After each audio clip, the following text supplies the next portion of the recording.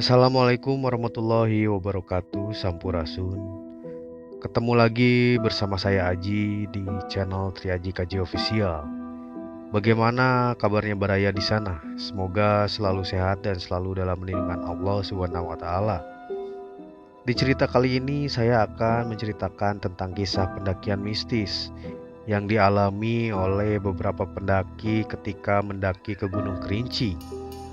Kisah ini yang berjudul Kisahku Mendaki Atap Sumatera. Sebelum kita memulai kisahnya, saya meminta kepada Baraya semua untuk mengirimkan doa untuk almarhum Vika yang wafat di Gunung Kerinci pada tahun 2016. Berdoa menurut agamanya masing-masing. Berdoa mulai.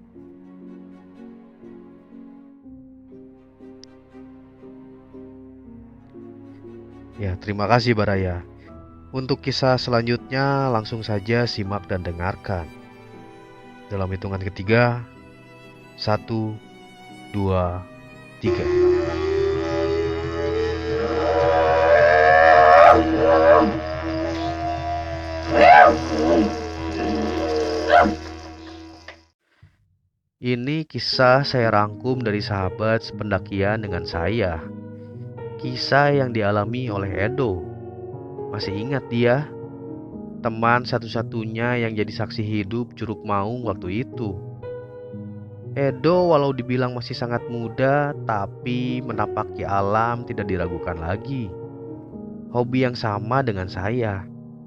Kepekaan, kebatinannya pun luar biasa. Kali ini kisahnya waktu gagal muncak di Gunung Kerinci, Jambi via Tugu Macan, Desa Kresik Tuwo. Pendakian dia lakukan barengan 3 temannya yang tidak saya sebutkan di sini. Keempat pendaki ini berasal dari kota Lahat, Sumatera Selatan.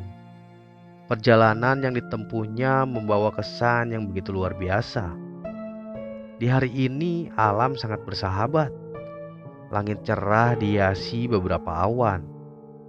Melewati perkebunan teh yang berudara sejuk. Perkebunan teh yang tercatat terluas dunia. Mereka menumpang mobil make up untuk menuju Tugu Macan dan dilanjutkan berjalan kaki selama kurang lebih 1 jam lamanya.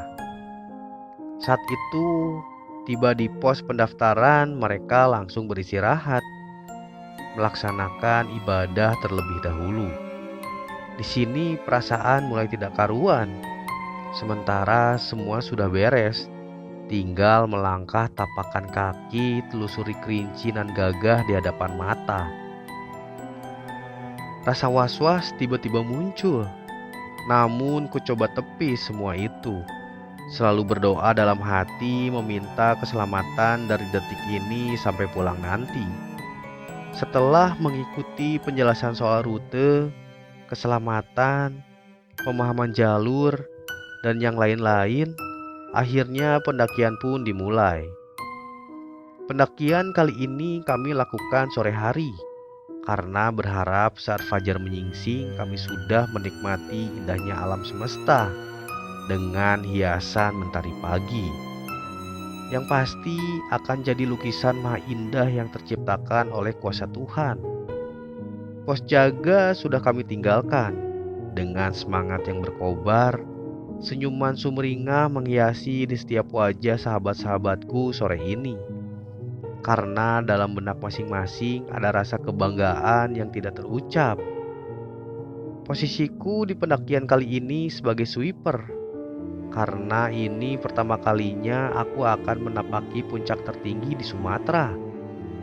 Tujuan utama paling belakang, untuk menjaga mereka yang di depan. Ya, walau harus sampai puncak paling terakhir dan mengimbangi langkah yang paling lemah, itu sudah tugasku yang ditunjuk mereka sebagai penjaga rombongan. Kita ngecamp di mana nanti? Tanya salah satu sahabatku. Yang jelas, lewati dulu pohon bolong, bro. Oke, salter 2 apa 3 nih enaknya? Bebas lah, bebas. Obrolan mereka masih asik. Kudengar penuh semangat. Di sini aku hanya tersenyum. Kini pintu R10 tepat sudah di depan kami. Gapura dengan 4 tiang warna putih yang sudah banyak coretan-coretan dari pendaki yang tidak bertanggung jawab. Seakan gapura ini menjadi papan untuk abadikan nama mereka. Biasalah, pencinta alam model sekarang.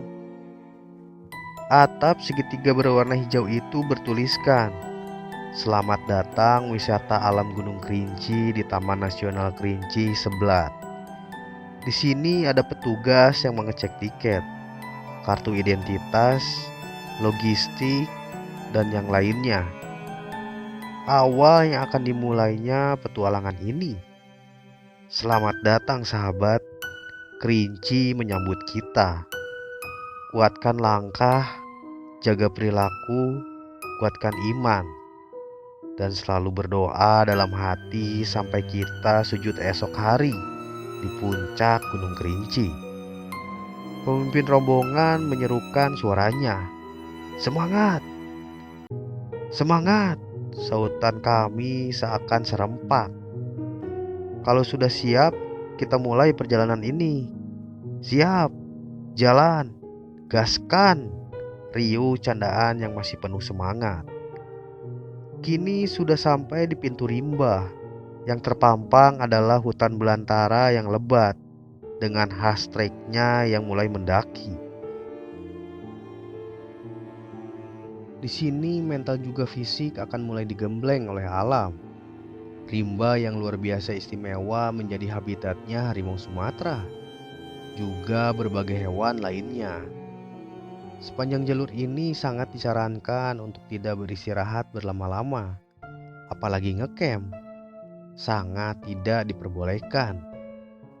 Jalur bebatuan raksasa kami jamah dengan kekuatan tenaga yang tersisa. Doa dan seruan nama Tuhan melantun bersamaan dengan detak jantung ini. Pesanggerahan 1, kini kami sampai. Sekedar atur nafas, minum, dan kembalikan tenaga yang tidak seberapa. Ajakan pemimpin rombongan mulai mengajak. "Kita lanjut lagi bro." "Ayo lanjut," jawab teman yang masih kurang puas beristirahat. Tapi di area ini memang dilarang untuk berlama-lama karena harimau masih berkeliaran. Juga keangkeran rimba ini jangan diragukan lagi. Alam kini mulai gelap, menandakan masuk waktu maghrib. Namun kami tetap lanjutkan perjalanan, juga mengabaikan ibadah karena rawannya area ini. "Sholat nanti dijamak lah," bisiku dalam hati. Namun di saat senja ini, mulailah perubahan yang terasa. Banyak terdengar suara teriakan pendaki lain dari arah atas maupun bawah. "Woi!" Suara itu dari segala arah. Tapi aku ingatkan yang lain fokus, abaikan suara apapun. Sampai akhirnya kami sampai ke shelter Baku Panjang. Langsung kulemparkan carrier ini. Berbahkan badan yang sudah mulai letih disusul dengan yang lainnya. Antara sadar dan tidak, karena lelah kulihat pendaki cewek sendirian tiba tepat di jalur kami. "Kak, gabung ya, aku sendirian." Buset, cewek sendirian naik gunung. "Mari, gabung saja yuk," ajak mereka tanpa ada rasa aneh di sini. Aku hanya bertanya dalam hati, makhluk apa ini? Seketika cewek itu menoleh padaku dan tersenyum. "Siapa namanya yuk?" "Pendaki dari mana?" tanya leader rombongan. "Vika kak, dari Lahat." "Loh, satu kota dong.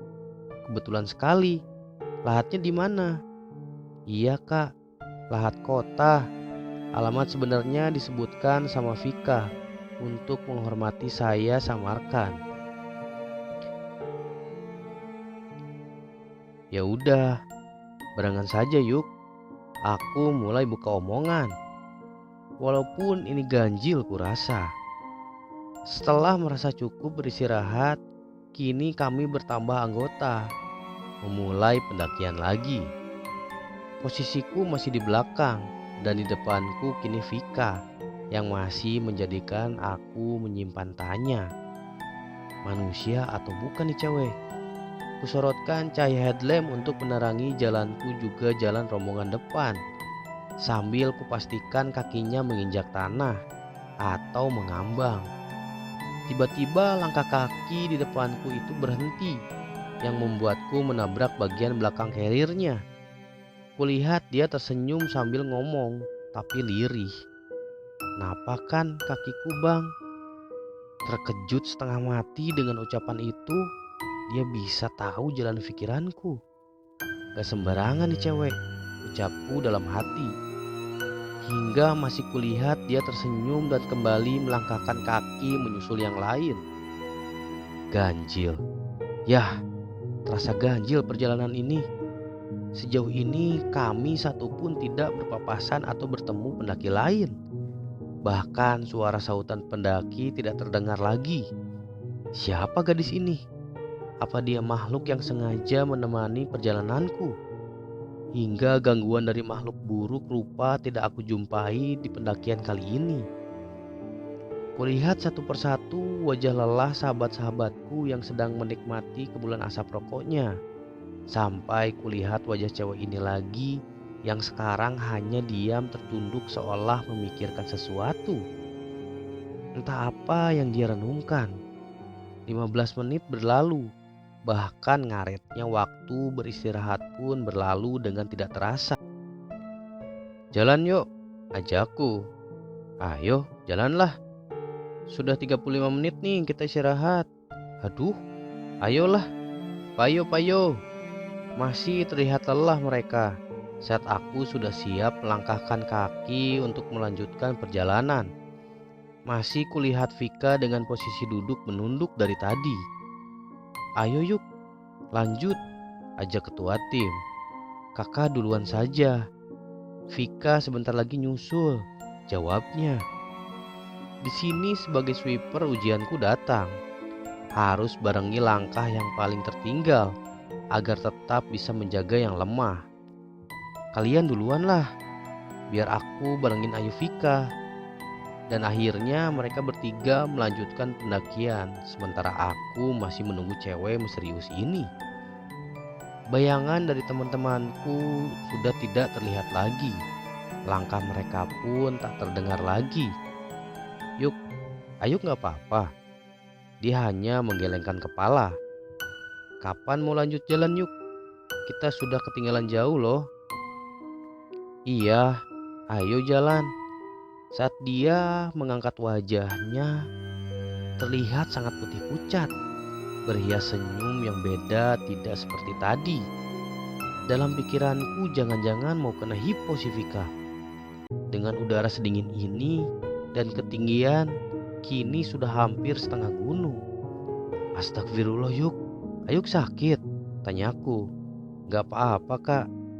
Tangannya diulurkan padaku untuk meminta bantuan berdiri dari duduknya. Tangan yang sangat dingin itu kurasakan saat meraihnya. Sangat aneh dalam hatiku. Kembali wajah pucat pasi sedingin mayat itu tersenyum. "Jalan kak yuk," katanya sambil melepaskan genggaman tanganku. "Kak, Kak Edo," panggilnya buyarkan aku yang masih bengong ngelamun. Karena penuh pemikiran akan pertanyaan. "Siapa kamu Vika?" "Tunggu, kok kamu tahu namaku?" "Ya tahulah, kan Kak Edo yang mau nemenin Vika," jawabnya. "Temenin gimana maksudnya?"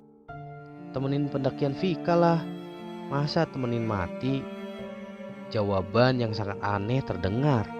"Hus, kita di gunung, jaga omongan." "Iya Kak Edo, ayo jalan.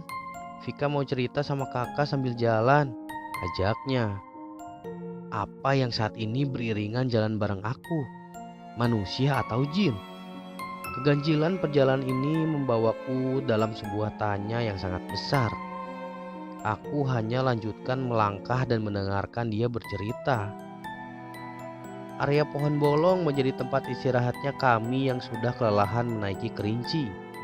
Ketiga sahabatku sudah melanjutkan perjalanannya kembali. Tapi di sini aku masih menunggu Vika yang masih terduduk.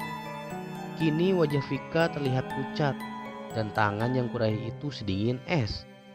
Setelah dia siap lanjutkan pendakian, dengan obrolan yang sangat aneh kudengar. Kami berdua memanjat tebing yang lumayan terjal. Untungnya di situ sudah tersedia tali tambang yang terpasang untuk mempermudah pendakian. Terima kasih buat yang memasang ini. Tali ini sangat membantu kami para pendaki yang melalui jalur rimba. Kini kami setelah mendaki sampai di lereng yang lumayan landai. Hutan digantikan dengan hamparan ilalang yang sangat luas. Tanpa aku sadari, ini bukan alam manusia lagi. Karena kalau di jalur Gunung Kerinci, sesampai di titik ini tidak akan ditemukan hamparan ilalang dan luas seperti ini. Bunga-bunga liar banyak menghiasi di tepian jalur. Dan tanpa aku sadari, dan entah karena pengaruh apa, di bawah masih dalam keadaan gelapnya malam. Sementara di sini sudah terang remang-remang seakan mentari pagi sebentar lagi mulai menyingsing. Fenomena ini sama sekali tidak menjadi aneh atau janggal buatku karena aku lalui serasa normal adanya. Kami terus berjalan. Kuikuti langkah gadis yang sedari tadi menceritakan siapa dirinya. Tangga tanah yang rapi juga bersih seakan jalur yang dibentuk oleh manusia. Kami lalui hingga tiba di sebuah bukit pelataran datar yang terdapat satu makam dengan nisan kayu yang bertuliskan Vika Bawesti Pradita Dewi, lahir Lahat 12 Februari 1997, wafat Kerinci 2016. Namun makam tanah ini pekuburannya terlihat baru karena tanah masih basah juga bertaburan bunga-bunga yang masih segar. Kutatap makam itu, mau mengucapkan kata-kata pun lidah serasa kaku. Itu nama kamu? Iya, ini kuburan Vika, Kak.